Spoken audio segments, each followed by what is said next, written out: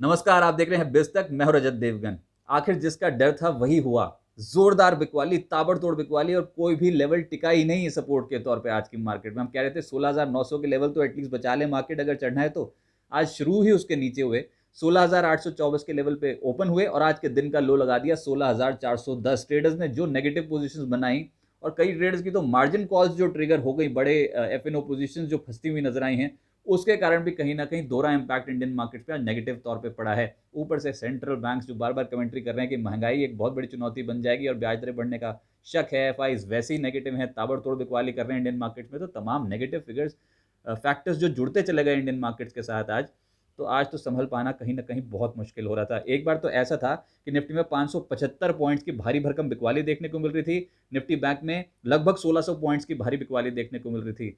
अंत में जाकर कहीं ना कहीं 16,400 के लेवल पे हल्का सा एक minor pull back Indian markets में देखने को मिला। निचले स्रों से कुछ 200 पॉइंट जरूर सुधर गए, लेकिन पहले ही डैमेज हो चुका था और ये डैमेज कितना होगा ये अभी कहना बहुत ज़्यादा मुश्किल है। आज की क्लोजिंग देखें तो 16,614 की है। लगभग 371 अंक गिरकर निफ्टी पे। निफ्टी बैंक 1,178 पॉइंट साफ हुआ। सेंसेक्स 1,189 पॉइंट्स की गिरावट देखने को मिली और मिड कैप में भारी भरकम बिकवाली थी, लगभग 0.4%। तो मिड कैप 50 इंडेक्स ही टूटा है आज के सत्र में। तो क्या छोटा क्या बड़ा, सभी एक ही चक्की में पिस गए आज तो।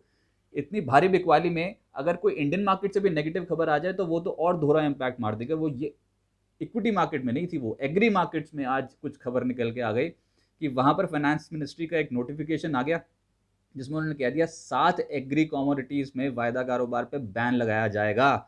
और 7 कारोबार, अगर वायदा कारोबार में एग्री कमोडिटीज पे बैन लग गया तो सोचिए एग्री मार्केट वालों का तो हाल हो गया बुरा और कोलैटरल डैमेज बाकी की मार्केट्स पे भी जरूर पड़ना लगभग तय था।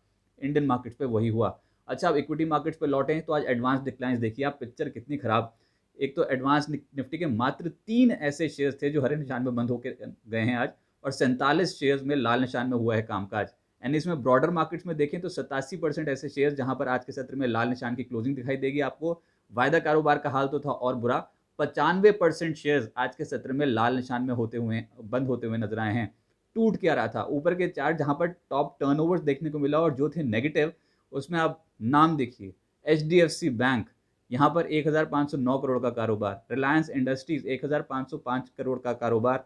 दोनों स्टॉक्स 3 से 3.25% नीचे थे। बजाज फाइनेंस, टाटा मोटर्स, यहाँ पर भी लगभग 1,471 करोड़ से 1,480 करोड़ का कारोबार हुआ और बजाज फाइनेंस लगभग 4% नीचे और टाटा मोटर्स लगभग 5% नीचे होता हुआ नजर आया। इसके अलावा निफ्टी के लूजर्स देखें तो जैसे मैंने बताया 47 स्टॉक्स तो लाल निशान में बंद होकर गए ही हैं, लेकिन BPCL, Tata Motors, Tata steel, IndusInd bank, Bajaj finance, ये तमाम स्टॉक्स 4% से 6.5% का गोता आज के सत्र में लगा गए। सिप्ला, अब कुछ सुपरस्टार्स भी थे आज मार्केट में, जिसमें सिप्ला एक ऐसा स्टॉक जो निफ्टी को कुछ सपोर्ट देने की कोशिश कर रहा था, लगभग 0.4% ऊपर। इसके अलावा HUL, डॉक्टर रेड्डीज, यहाँ पर 1% से 0.2% की तेजी देखने को मिल रही थी, लेकिन डैमेज था। इंडिया विक्स ही देखेंगे तो वहाँ पर ही लगभग 18% का उछाल देखने को मिला और एक बार तो ये 20 के लेवल के ऊपर निकल गया था। तो आज वोलेटिलिटी बहुत ज़्यादा मार्केट में देखने को मिल रही थी, चाल नेगेटिव थी। तो ऐसे में सेक्टर स्पेसिफिक देखिए आप, जब सपोर्ट लेवल्स टिक ही नहीं पा रहे हैं मार्केट में तो कोई सेक्टर बचेगा क्या। सभी सेक्टर्स आज के सत्र में लाल निशान में बंद होते हुए नजर आए हैं और इसमें सबसे प्रबल था रियलिटी इंडेक्स। इंडेक्स ही लगभग 5% का आज के सत्र में गोता लगा गया है। सोचिए स्टॉक्स का क्या हाल होगा। इसके अलावा PSU banks, media, metal, oil and gas, PS public sector enterprises यानी कि सरकारी कंपनियां और प्राइवेट बैंक्स, ये तमाम इंडेक्स 3% से 4.5% कमज़ोर थे आज की मार्केट में। अच्छा, इंडेक्स में अगर घुस के देख भी लें आज मार्केट में क्या कमज़ोर था, तो रियलिटी इंडेक्स में सबसे ज़्यादा कमज़ोर था लोधा डेवलपर्स, जिसमें लगभग 10% का क्रैक पड़ा। इंडिया बुल्स रियल एस्टेट में 6.5% गिरावट थी। डीएलएफ, ब्रिगेड जैसे स्टॉक्स 5 से 6% नीचे थे। पीएसयू बैंक्स का तो हार और बुरा था, जिसमें पिछले कुछ दिनों में लगातार बिकवाली ही देखी हमने, लेकिन आज ये बिकवाली और बढ़ गई। Bank of Baroda, Canara bank, bank of India, union bank 5% से 6% नीचे। मीडिया स्टॉक्स में network 18, Sun TV, Dish TV, INOX leisure, PVR, कोई भी नाम लेते तो आज डाले नजर आता आपको, लगभग 4% से 8% नीचे। मेटल्स का दिन बुरा, जिसमें Welspun Corp, JSPL, NALCO, steel authority, Tata steel 5% से 7% नीचे। डराने की कोशिश आपको बिल्कुल नहीं की जा रही है इन्वेस्टर्स के लिए ये मार्केट, लेकिन जो मार्केट में हुआ उसका क्वांटम बहुत ज़्यादा था। आज के मार्केट में पैनिक सेलिंग थी और ये पैनिक सेलिंग एक अपॉर्चुनिटी भी होती है, लेकिन टेक्निकल टर्म्स में बहुत ज़्यादा बिकवाली है, इंपॉर्टेंट लेवल्स के नीचे कामकाज कर रहे हैं, तो अभी संभल पाना एकदम से इमीडिएटली बहुत मुश्किल है, थोड़ा समय लगेगा। एफ-एन-ओ लूजर्स आप सूची देखिए, एयू बैंक 10% नीचे, बैंक ऑफ बड़ौदा लगभग 7.5% नीचे, एल-एन-टी टेक्नोलॉजी सर्विसेज जो बहुत बेहतर माना जाता है वो 7% ज़्यादा गोता लगा गया, एफ-एस-एल 7.5%, डेल्टा कॉप, इंडिगो, आई-एक्स जैसे स्टॉक 7% नीचे थे। इंडिया बुल्स हाउसिंग फाइनेंस तो पिछले कुछ दिनों में टूट ही रहा है, आज और दिन खराब था, 6.5% नीचे।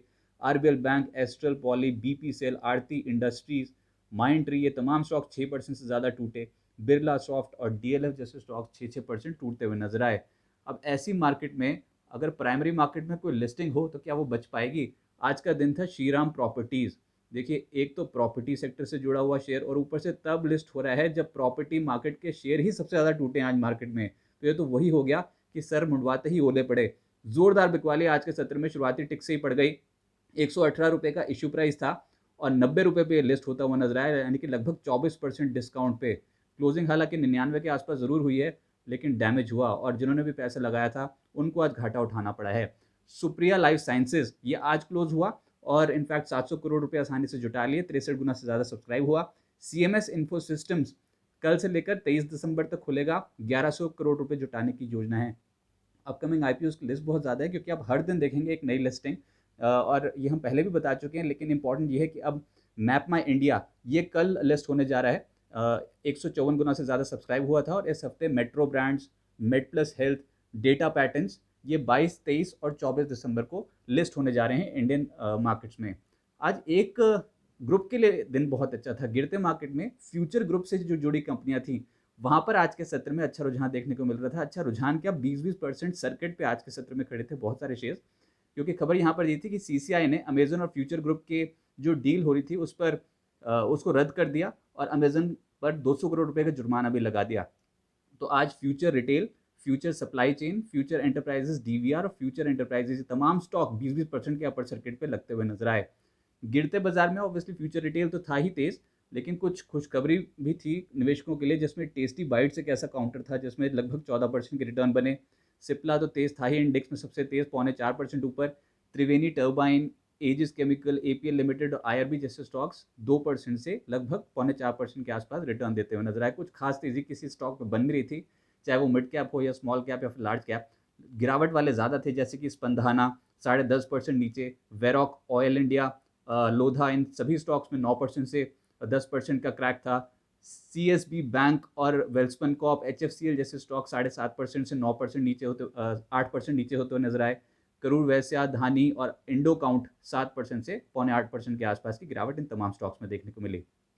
इतनी ज़्यादा बिकवाली, अक्रॉस द बोर्ड बिकवाली, बिकवाली हमारे यहाँ ही नहीं है, हर मार्केट में देखने को मिल रही है इसमें। और ग्लोबल मार्केट्स में इस समय प्रॉब्लम है, ऊपरी स्तरों पर मुनाफा वसूली तगड़ी है, और चाहे वो एशियन मार्केट्स हो या फिर यूएस मार्केट्स, गिरावट का सिलसिला ज़्यादा देखने को मिल रहा है। ऊपर से आज के सत्र में कह सकते हैं कि थोड़ा बहुत शॉर्ट टर्म लिहाज से ओवरसोल्ड हो गए थे, तो निचले स्तरों से कुछ पुल बैक जरूर मिल गया, लेकिन आप डेटा देखिए और ये जिस क्वांटम की बिकवाली है, निफ्टी ऑल टाइम हाई 18,604 का है, 18,604, और उसके बाद आज जो लो लगा दिया वो 16,410 का है। ऊपरी स्तरों पर 2,194 पॉइंट साफ हो चुके हैं सिर्फ निफ्टी ही निफ्टी में, यानी कि लगभग 11.8% की गिरावट हम ऑलरेडी देख चुके हैं from higher levels. Nifty bank पे ये देखिए 41,829 का हाई, आज तक का हाईएस्ट लेवल निफ्टी बैंक का, और वहां से टूटते टूटते 34,018 आज के दिन का लो बनाया। कुल मिलाकर 7,811 पॉइंट साफ हो चुके हैं, 18.7% की गिरावट हम ऑलरेडी हायर लेवल से देख चुके हैं। मेन इंडाइसेस ही निफ्टी और निफ्टी बैंक 12% से 19% टूट चुके हैं। तो देखिए डेफिनेटली इंडियन मार्केट में बहुत बड़ी अपॉर्चुनिटी अब निकल के आएगी। हाँ, अब एफआईएस कब लौटते हैं और कब भारतीय बाजारों को अट्रैक्टिव समझते हैं ये इंपॉर्टेंट रहेगा, लेकिन बजट नज़दीक आता चला जा रहा है, ईयर एंडिंग क्लोजिंग है, तो कहीं ना कहीं तो निचले स्रोत से डेफिनेटली खरीदारी बनेगी, लेकिन ये एक गिरती हुई तलवार है। अब इसको कैसे पकड़ा जाए ये बहुत बड़ी चुनौती है। हम सिर्फ टेक्निकल लेवल्स ही बता सकते हैं। फंडामेंटल बेहतर फंडामेंटल क्वालिटी वाले अगर आप स्टॉक्स लेंगे और वो भी नियमित निवेश करते चले जाएंगे एसआईपी के थ्रू, तो ये फेज भी निकल जाएगा, आसानी से निकल जाएगा। लेकिन टेक्निकल टर्म्स में अब इंपॉर्टेंट ये है कि 16,250 और 16,200 ये इंपॉर्टेंट लेवल है, और अगर तकनीकी रूप से समझाऊं तो ये 200 दिन की औसत बैठती है, 200 दिन की मूविंग एवरेज इसी जोन में निकल के आती है। 16,250 से 16,200 निफ्टी की, और बहुत इंपॉर्टेंट एवरेज है। इसी के आसपास कहीं ना कहीं बड़ा सपोर्ट निकल के आएगा। लेकिन रेजिस्टेंस के तौर पे आज जिस हिसाब से हमने 16,800 को 16,840 को निकाल दिया, तो यही एक रेजिस्टेंस का काम इंडियन मार्केट में करेगा। तो कंसोलिडेशन हो सकती है, लेकिन रिकवरी में ज़रूर टाइम लगेगा, और ऐसे वक्त आपको अपनी एसआईपी नहीं रोकनी चाहिए, नियमित निवेश इंडियन मार्केट्स में करते चलें।